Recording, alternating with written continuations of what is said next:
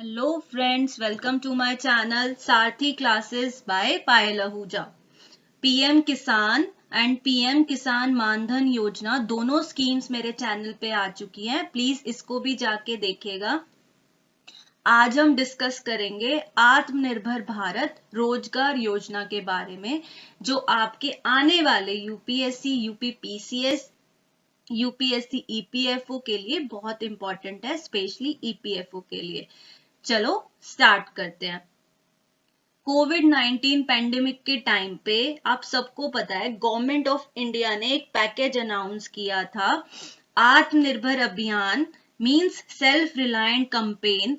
इस अभियान को हम प्रॉपर अलग से डिस्कस करेंगे. अभी मैं आपको इसका थोड़ा सा ब्रीफ दे देती हूँ कि गवर्नमेंट ने इस आत्मनिर्भर भारत अभियान के लिए 20 लाख करोड़ का पैकेज अनाउंस किया था और वोकल फॉर लोकल का नारा दिया गया था और बोला गया कि लोकल प्रोडक्ट्स को बाय करो और उनका ही एडवर्टाइज करो, जिससे कि हमारी एक्सपोर्ट ज्यादा हो. ठीक है, और हम इंपोर्ट पे कम रिलायंट हो, कम उस पे डिपेंडेंट रहें, अपने ही लोकल प्रोडक्ट्स को ज्यादा यूज करें.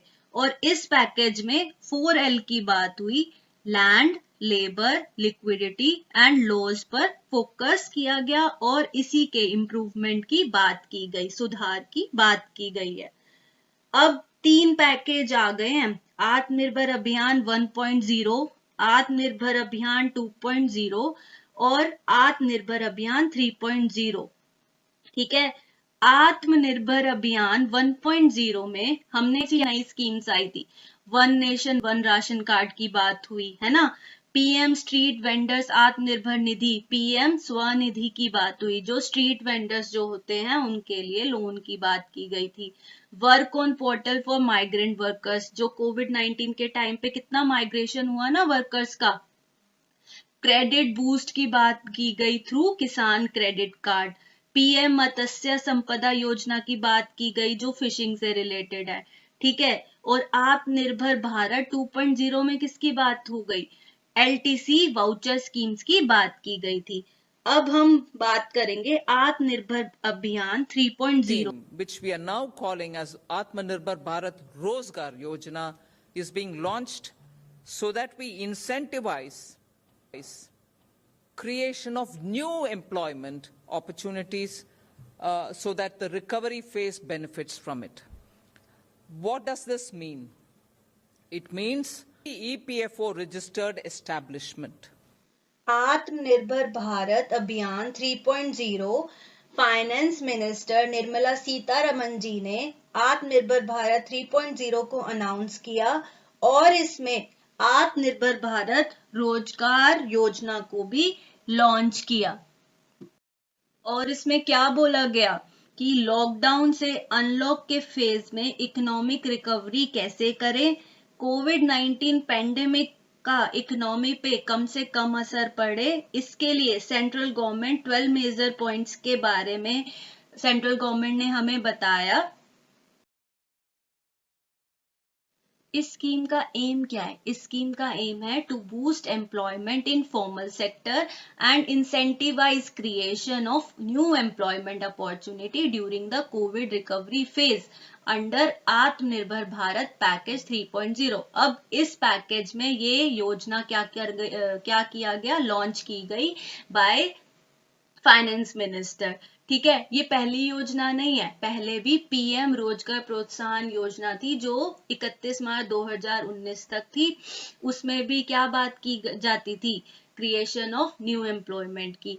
अब जब से ये पैकेज अनाउंस हुआ तो ये रोजगार योजना को लॉन्च किया गया और इसमें एम्प्लॉयमेंट बूस्ट की बात की गई, क्योंकि इस कोविड के फेज में बहुत सारे एम्प्लॉयज को निकाल दिया गया है कंपनी से. अब एम्प्लॉयमेंट तो चाहिए ना, वो कैसे अपना गुजारा करेंगे जब उनके पास कोई काम नहीं रहेगा.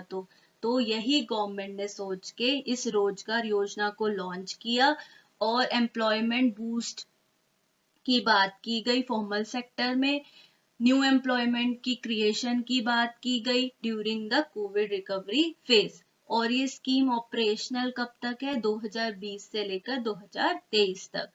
Cabinet has approved an expenditure 1584 crore for the current financial year and rupees 22,810 crore for the entire scheme period, that is 2020 to 2023. ठीक है, अब इस योजना के स्कीम के मेन पॉइंट्स क्या हैं?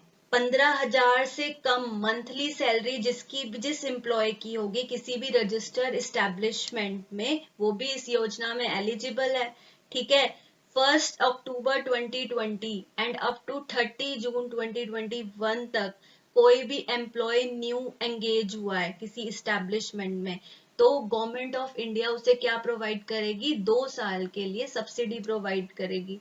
ठीक है, government of India will pay both 12% employees contribution and 12% employers contribution, that is 24%। मतलब जिस establishment में less than 1000 employees होंगे for 2 years government of India 12% employ का भी कंट्रीब्यूट करेगी ईपीएफ और 12% एम्प्लॉयर का भी कंट्रीब्यूट करेगी, दैट इज 24% ईपीएफ कंट्रीब्यूट करेगी गवर्नमेंट ऑफ इंडिया। और जिस एस्टेब्लिशमेंट में 1000 से ज्यादा एम्प्लॉयज हैं तो उधर गवर्नमेंट ऑफ इंडिया सिर्फ और सिर्फ ईपीएफ कंट्रीब्यूट करेगी ओनली एम्प्लॉयज का 12% और एम्प्लॉयर्स का कंपनी एस्टेब्लिशमेंट खुद पे करेगी, खुद कंट्रीब्यूट करेगी। और the subsidy support to get credited up front in Aadhaar seeded EPFO account UAN of eligible new employ. और ईपीएफओ अकाउंट होना चाहिए, यूनिवर्सल अकाउंट नंबर होना चाहिए जिसमें कि सब्सिडी सपोर्ट जो क्रेडिट हो पाए। ओके, स्कीम की एलिजिबिलिटी क्या है, बेनिफिशरीज कौन है? अभी मैंने आपको बताया पहली स्लाइड में कि जिस एम्प्लॉय की monthly salary less than 15,000 rupees है और अभी वो वर्किंग नहीं है किसी भी एस्टेब्लिशमेंट में और ईपीएफओ में भी रजिस्टर्ड नहीं है 1 अक्टूबर 2020 से पहले, उसके पास कोई भी यूनिवर्सल अकाउंट नंबर नहीं है, ईपीएफ में मेंबर नहीं है, अकाउंट नंबर नहीं है उसका, तो वो भी इस बेनिफिट को अवेल कर सकता है और वो इस स्कीम में एलिजिबल है। और दूसरी बात कि अगर उसके पास कोई भी यूनिवर्सल अकाउंट नंबर नहीं है, ईपीएफ मेंबर नहीं है और उसकी मंथली सैलरी भी 15,000 रुपीज है और उसको कोविड-19 के फेज में, इस पेंडेमिक के फेज में जॉब से निकाल दिया गया है और उसको कोई और ज्वाइनिंग नहीं मिली 30 सितंबर तक, तो वो भी इस बेनिफिट को क्या कर सकता है? अवेल कर सकता है, वो भी एलिजिबल है। क्योंकि बहुत सारे एम्प्लॉयज को यार बहुत निकाला गया है इस टाइम, इस फेज में बहुत अनएम्प्लॉयमेंट के रेट बढ़ गए हैं। एम्प्लॉयमेंट क्रिएशन की ये बात कर रहे हैं, बहुत अच्छी बात है, कुछ तो गवर्नमेंट लाई। तो आगे बढ़ते हैं, एलिजिबिलिटी क्राइटेरिया फॉर एस्टेब्लिशमेंट्स। अब establishment registered with EPFO if they add new employees compared to reference base of employees as in September 2020 as under, means अगर किसी कंपनी किसी एस्टेब्लिशमेंट में 2 न्यू एम्प्लॉयज को अगर हम जॉब देते हैं जहां 50 एम्प्लॉयज से कम है तो वो इस योजना का बेनिफिट अवेल कर सकते हैं।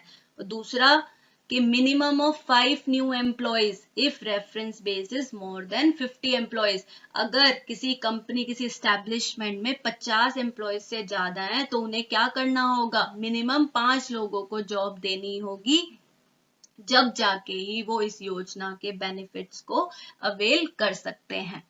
ठीक है, आपको सारा समझ आया? मैं